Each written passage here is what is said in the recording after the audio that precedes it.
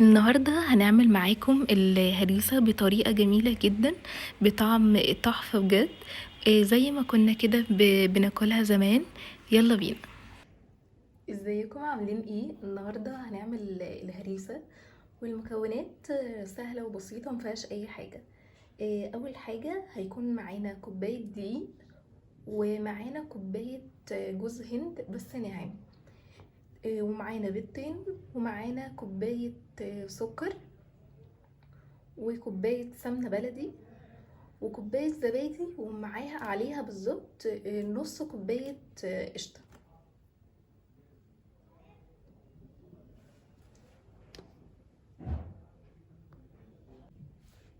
وهنحط على الدقيق والجوز الهند هنحط كده ذرة ملح، ومعانا نص معلقة فانيليا او كيس فانيليا. دلوقتي بقى هنبدأ ننزل بالمكونات على بعض.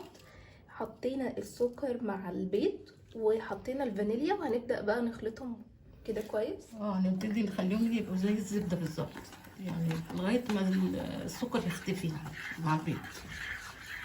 دي أول خطوة.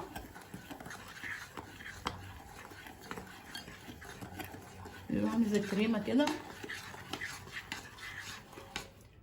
بعدين هنزل بالسمنة، عليهم وأقلب تاني.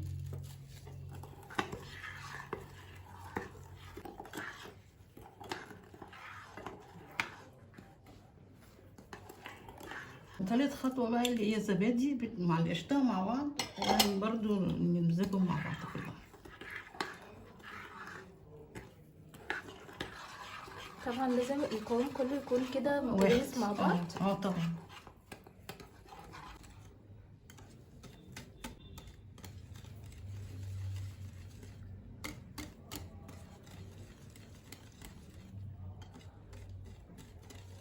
هنضربهم بقى كده لحد ما القوام كله يكون متجانس مع بعض، وننزل بيهم بقى على الدقيق والجوز الهند.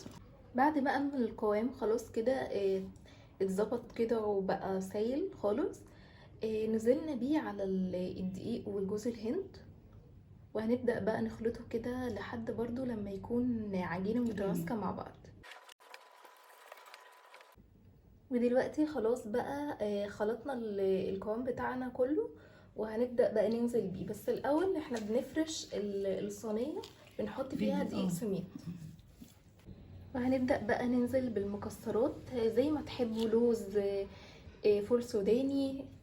احنا هنا عاملين يعني التشكيلة مع بعض. اي حاجة بقى مكسرات انتوا موجود بتحبوها. يعني موجود. وهنرش عادي كده، نملى الصينية بحيث ان كل الصينية طبعا عايزين تعملوها سادة، لو مش بتحبوها مش هتقول لا يعني. يعني في ناس بتحبها سادة فعلا. ودلوقتي هنحطها بقى خلاص في الفرن. الفرن الاول لازم يكون متسخن كده وسخن كويس، وبعد كده هنحطها ممكن لمدة 30 دقيقة. وبعدين في كمان حاجة، ان احنا بعد ما بنطلعها بنحط الشربات، كوبايتين سكر وكوباية مية وعصرة ليمون وفانيليا معاها. يعني احنا دلوقتي بنعمل الشربات، بنجهزه ان هو يكون كوبايتين سكر وكوباية مية واحدة. كوباية مية واحدة. وبعد كده وبعدين فانيليا برضه عشان بتديله ريحة حلوة. وبعدين بنسيبها بقى يتغلي، بس لما بنحط الشربات بيبقى بارد شوية مع أول ما تطلع الصينية. يعني لازم دلوقتي تكون الصينية سخنة والشربات يكون هو بارد شوية، يعني لازم يكون الموضوع عكسه كده. دلوقتي هنروح نحطها وهنوريها لكم. وخلاص كده طلعت من الفرن، وحطينا الشربات زي ما قلنا وهي سخنة. طبعا الشربات كان بارد. وفي بقى خطوة احنا لازم نقولها لكم كده دلوقتي سريعا. احنا حطينا معلقة بيكنج باودر مع الدقيق والجوز الهند في الاول. تمام، فان شاء الله تجربوها وتعجبكم. دلوقتي هنقطعها ونوريكم القوام بتاعها عامل ازاي. زي ما انتوا شايفين شكلها حلو جدا، والطعم بقى رهيب رهيب. هي كمان قريبة للبسبوسة وطرية قوي قوي قوي.